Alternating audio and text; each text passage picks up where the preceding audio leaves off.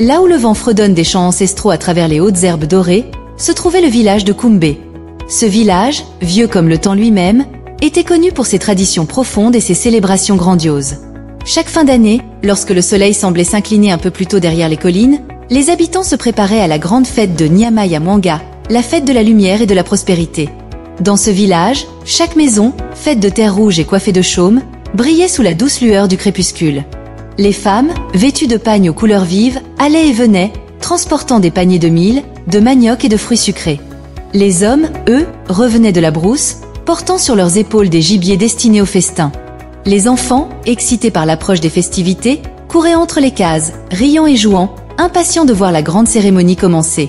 La fête de Nyamaya Mwanga était bien plus qu'une simple célébration. C'était un moment sacré où l'on remerciait les ancêtres pour l'abondance de l'année écoulée et où l'on invoquait leur bénédiction pour l'année à venir. Selon la légende transmise de génération en génération, le feu sacré allumé lors de cette nuit symbolisait la lumière du savoir, de l'amour et de l'unité. Il était dit que tant que ce feu brûlait, le village resterait prospère et en harmonie. Mais cette année-là, au milieu des préparatifs et des réjouissances, une jeune femme attirait tous les regards. Sira, la plus belle du village, marchait avec une grâce féline, son sourire illuminant chaque recoin de Kumbé. Les jeunes guerriers s'arrêtaient pour l'admirer, les anciens secouaient la tête en murmurant des avertissements, et les femmes échangeaient des regards complices. Sira n'était pas seulement belle, elle était envoûtante, et elle le savait. Alors que les villageois s'affairaient à préparer la grande nuit, une rumeur se répandait comme un feu de brousse. Sira aurait déjà brisé plusieurs cœurs et semé la discorde entre les jeunes hommes du village. Certains la décrivaient comme une sirène dont le chant ensorcelait les âmes, d'autres comme une simple femme consciente de son pouvoir. Mais une chose était sûre, son influence grandissait, et même les plus sages commençaient à s'inquiéter de l'effet qu'elle pouvait avoir sur l'harmonie du village. Sous l'ombre du grand baobab sacré, Baba Kondo, le vieux sage du village, observait tout cela en silence. Il savait que la beauté pouvait être une bénédiction, mais aussi une malédiction si elle n'était pas accompagnée de sagesse. Et alors que la nuit de la grande fête approchait, il décida qu'il était temps pour Sira d'apprendre une leçon que même le temps ne pourrait effacer. Ce soir-là, alors que le soleil déposait ses derniers rayons sur les cases du village, une brise légère traversa Kumbé, comme un murmure des ancêtres annonçant un changement à venir. Le feu sacré allait être allumé, les tambours allaient résonner, et une histoire allait s'écrire, une histoire qui, bien des générations plus tard, serait encore racontée sous la lumière des étoiles. La nuit de la grande fête était enfin arrivée. Dans le ciel de Kumbé, un manteau d'étoiles scintillait au-dessus des cases en terre rouge, tandis qu'un vent léger portait le parfum des mets préparés pour le festin. La place centrale du village était illuminée par d'innombrables torchers, mais c'était surtout le grand feu sacré de Nyamaya Mwanga qui attirait tous les regards.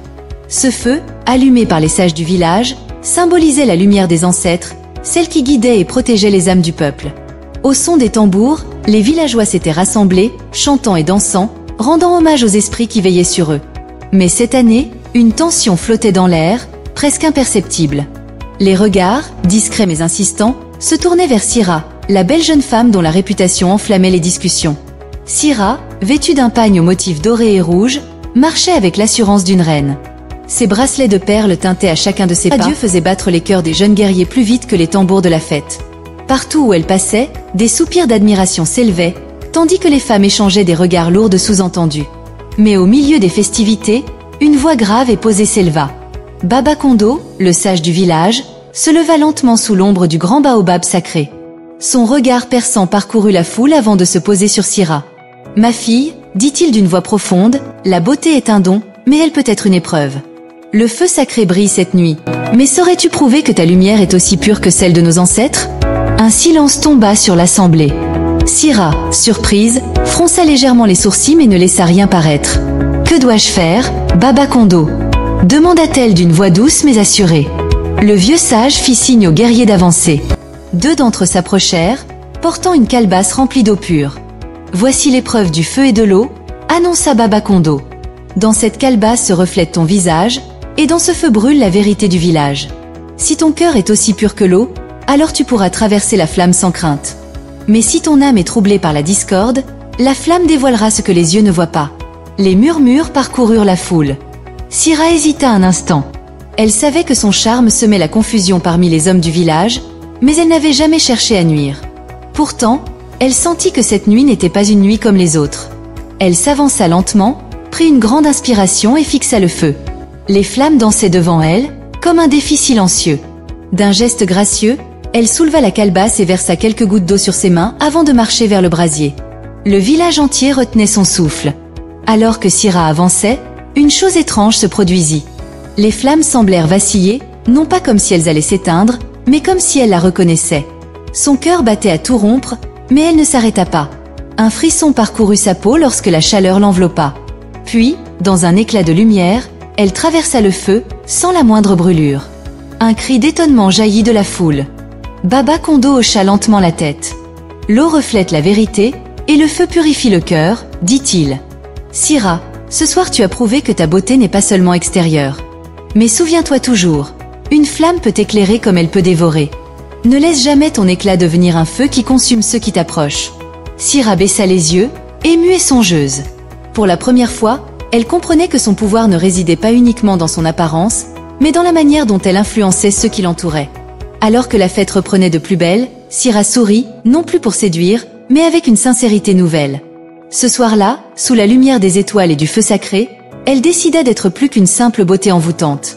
Elle voulait devenir une lumière qui guide, et non une flamme qui aveugle. La nuit de la grande cérémonie touchait à sa fin, mais le village de Kumbe était encore en effervescence. L'exploit de Syrah, qui avait traversé le feu sacré sans être brûlé, restait sur toutes les lèvres. Certains y voyaient un signe des ancêtres, d'autres une simple illusion. Mais au fond d'elle, Syrah savait que quelque chose en elle avait changé. Alors que les danses reprenaient, elle s'éloigna discrètement du tumulte et s'approcha de Baba Kondo, qui était assis sous le grand baobab sacré. Le vieil homme, le regard plongé dans le feu mourant, semblait l'attendre. « Baba Kondo, murmura-t-elle, qu'est-ce que cela signifie? Pourquoi les flammes ne m'ont-elles pas brûlé ?» Le sage leva doucement les yeux vers elle et sourit. « Ma fille, la flamme ne brûle pas ce qui est pur de cœur. Mais elle révèle aussi ce qui est caché. Tu as traversé le feu parce que les ancêtres ont vu en toi plus que la beauté extérieure. Mais maintenant, c'est à toi de découvrir ce que tu veux devenir. » Syrah resta silencieuse. Depuis toujours, elle avait été admirée pour son apparence. Mais jamais on ne lui avait demandé qui elle était réellement. Elle comprit alors que son plus grand pouvoir ne résidait pas dans son charme, mais dans la manière dont elle pouvait inspirer et guider les autres. Le choix de Syrah. Au matin, le village se réveilla sous une lumière nouvelle. La fête était terminée, mais l'esprit de la nuit sacrée flottait encore dans l'air. Syrah, transformée par son épreuve, décida de changer sa manière d'interagir avec les autres. Plutôt que de chercher l'attention des jeunes guerriers, elle alla trouver les femmes du village, celles qui, jusque-là, l'avaient regardée avec une certaine distance. Elle s'approcha de Maman Nyama, la doyenne des tisserandes, et lui demanda d'apprendre l'art du tissage. Surprise mais touchée, la vieille femme accepta. Syrah passa ainsi plusieurs semaines à apprendre à créer des pagnes aux motifs complexes, chaque fil racontant une histoire, chaque couleur portant une signification profonde. Pendant ce temps, elle s'intéressa également aux jeunes filles du village. Elle leur parlait de confiance en soi, de respect mutuel et de l'importance d'avoir une voix dans la communauté. Peu à peu, celles qui l'admiraient pour sa beauté commencèrent à l'admirer pour sa sagesse naissante. Une nouvelle épreuve. Mais tout changement apporte son lot de résistance. Certains jeunes hommes du village, frustrés de ne plus être au centre de son attention, commencèrent à chuchoter entre eux. L'un d'eux, Masaba, un guerrier reconnu pour son arrogance, décida de la défier publiquement. Lors d'une assemblée au centre du village, il prit la parole. « Syrah, dit-il en croisant les bras, tu joues maintenant à la sage et la vertueuse, mais nous savons tous que tu as toujours aimé être admirée. N'est-ce pas là une nouvelle façon de capter l'attention ?» Un silence pesa sur l'assemblée. Tous attendaient la réponse de Syrah. Plutôt que de se vexer, elle sourit doucement. « Masaba, autrefois, je cherchais les regards pour exister. Aujourd'hui, j'ai appris que la vraie lumière ne vient pas de l'extérieur, mais de l'intérieur.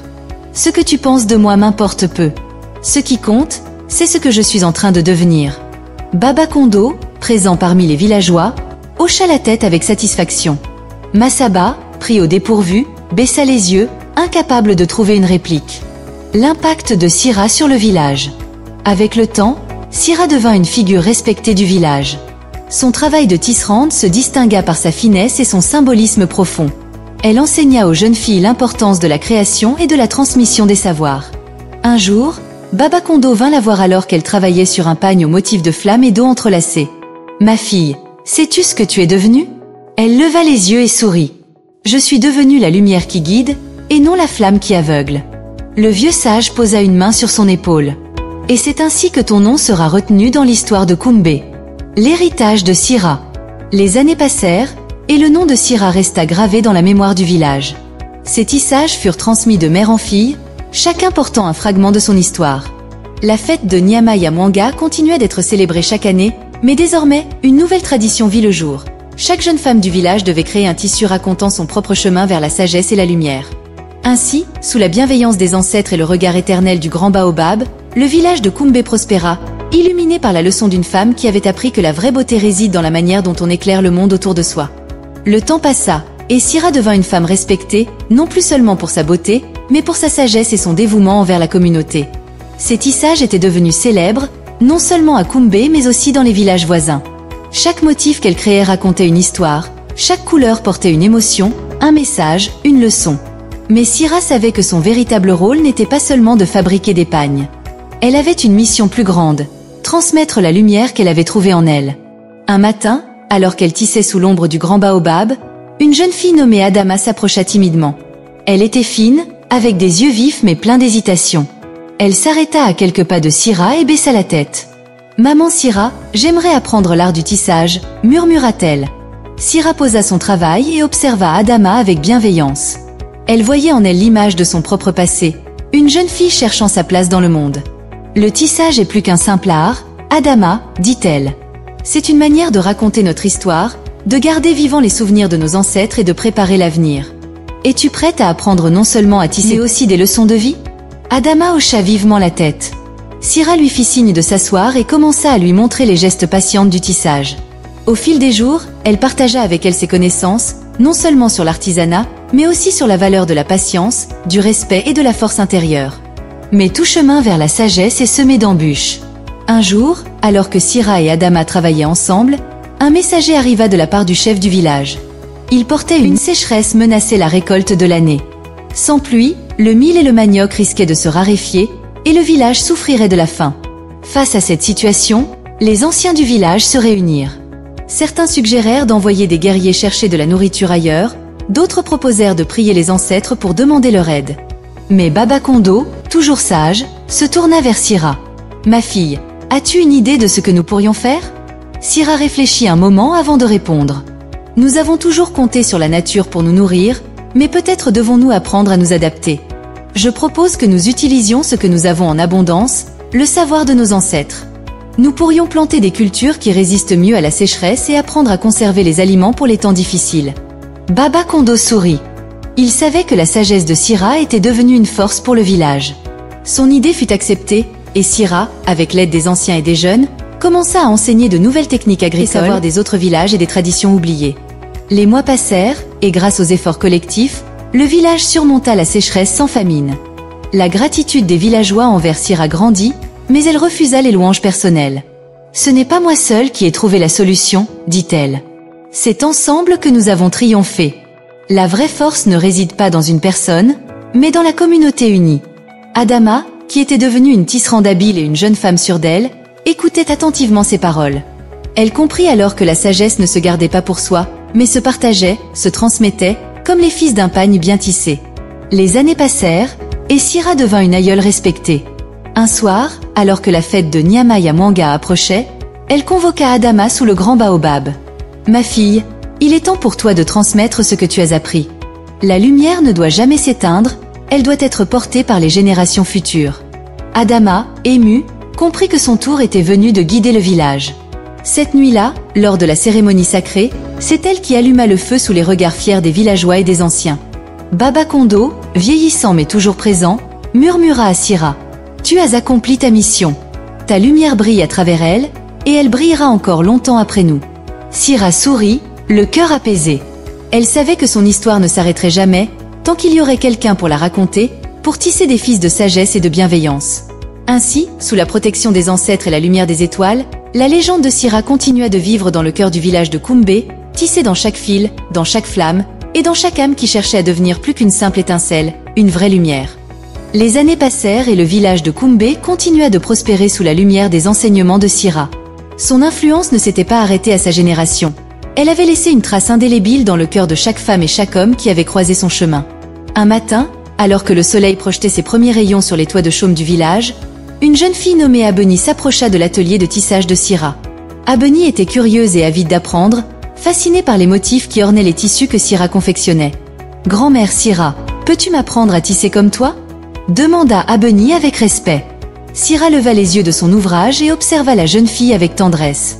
Elle voyait en elle le reflet de sa propre jeunesse, cette même soif de savoir qui l'avait poussée à devenir plus qu'une simple beauté admirée. « Tisser, c'est raconter une histoire, Abeni, dit-elle doucement.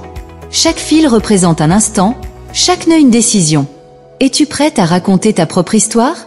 Abeni hocha vigoureusement la tête et s'assit près de Sira, prête à apprendre. Un soir, alors que Sira et Abeni tissaient sous la lueur des lampes à huile, un événement inhabituel se produisit. Une brise douce, porteuse d'un murmure ancestral, parcourut le village. Les anciens levèrent les yeux vers le ciel, sentant que quelque chose d'important était en train de se jouer. Baba Kondo, bien que vieillissant, se rendit chez Sira. Son regard sage se posa sur le tissage qu'elle tenait entre ses mains. « Les ancêtres t'appellent, Sira, dit-il d'une voix grave. Il est temps de transmettre ton savoir à une nouvelle gardienne. » Sira ferma les yeux un instant, ressentant la vérité dans les paroles du sage.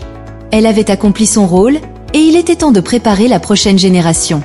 Durant les mois qui suivirent, Sira consacra tout son temps à enseigner à Abeni non seulement l'art du tissage, mais aussi la sagesse qu'elle avait acquise au fil des années.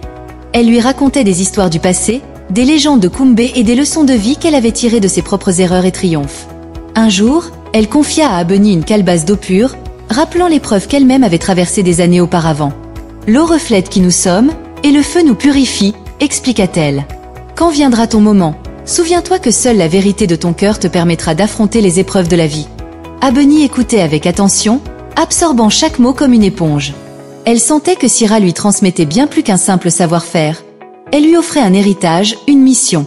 Le passage du flambeau. Une nuit, alors que la fête de Nyamai à Mwanga approchait, Sira réalisa que son temps parmi les siens touchait à sa fin. Son corps était fatigué, mais son esprit était en paix. Lors de la grande cérémonie, elle fit avancer Abeni devant tous les villageois et déclara « Aujourd'hui, je transmets mon flambeau à Abeni. Elle portera la lumière de nos ancêtres et veillera à ce que nos traditions ne s'éteignent jamais. » Les villageois applaudirent, et Baba Kondo posa une main bienveillante sur l'épaule de Sira. « Tu as accompli ta mission avec honneur, Sira. Ton nom restera gravé dans l'histoire de Kumbé. » Cette nuit-là, sous le ciel constellé, Sira contempla une dernière fois le feu sacré. Une légère brise caressa son visage, et elle sut que les ancêtres l'accueillaient parmi eux. L'héritage perpétué. Lorsque Sira quitta ce monde, ce fut dans la paix et le respect. Son souvenir vécut dans chaque tissu orné de motifs contant son histoire. Abeni, devenue à son tour une grande tisserande et une sage respectée, perpétua l'enseignement de Sira et inspira à son tour les nouvelles générations. Le village de Kumbé continua de briller sous la lumière de la sagesse, car une femme avait un jour décidé que la beauté ne résidait pas seulement dans l'apparence, mais dans l'impact que l'on laisse sur le monde. Ainsi, chaque année, lors de la fête de Nyamai à Mwanga, les femmes tissaient des motifs inspirés de l'histoire de Sira, et les jeunes filles se réunissaient pour écouter son histoire, transmise de bouche à oreille, sous la lueur bienveillante du grand feu sacré. Les années avaient passé, et sous la guidance d'Abeni, le village de Kumbé poursuivait son chemin dans la sagesse et la prospérité. L'héritage de Sira ne s'était pas éteint avec elle. Il continuait à vivre dans chaque fil tissé, chaque histoire racontée sous l'ombre du grand baobab. Mais comme toute flamme qui brille fort, il arrive un temps où elle doit être ravivée pour ne pas faiblir. Une saison de grande sécheresse s'abattit sur Kumbé. Les rivières s'amenuisèrent, les terres devinrent arides et les récoltes se firent rares.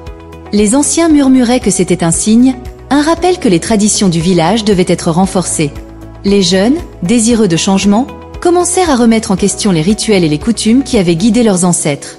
Abeni voyait le trouble s'installer parmi les siens. Elle savait que l'héritage de Sira devait être transmis autrement, non plus seulement comme une histoire du passé, mais comme un message d'espoir et d'adaptation aux nouveaux défis. Une nuit, alors qu'elle observait le ciel, Abeni sentit une brise familière caresser son visage. Les ancêtres l'appelaient. Elle se rendit au grand baobab et y retrouva Baba Kondo, devenu très vieux mais dont la sagesse n'avait pas faibli. « Ma fille, murmura le sage, l'épreuve que traverse Kumbé n'est pas un châtiment, mais une invitation. Une invitation à évoluer sans oublier d'où nous venons. » Abeni comprit alors que la réponse ne se trouvait pas uniquement dans le passé, mais dans la façon dont il pouvait utiliser ses enseignements pour bâtir un avenir plus prospère. Elle décida d'agir. Le lendemain, Abeni rassembla les anciens et les jeunes sous le baobab sacré. Elle leur parla avec la voix ferme et douce que Sira lui avait transmise. « Nos traditions sont notre force, mais elles ne doivent pas devenir nos chaînes. Ce que Sira nous a appris, c'est que la vraie lumière est celle qui nous guide, pas celle qui nous enferme. Les jeunes, sceptiques, croisèrent les bras, tandis que les anciens hochèrent la tête en signe d'approbation. Abeni proposa un compromis. Préserver les anciennes pratiques tout en introduisant de nouvelles méthodes pour améliorer le quotidien du village.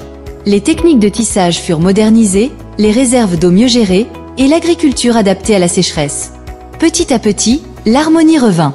Les jeunes commencèrent à voir la valeur des traditions, tandis que les anciens acceptèrent d'accueillir le changement.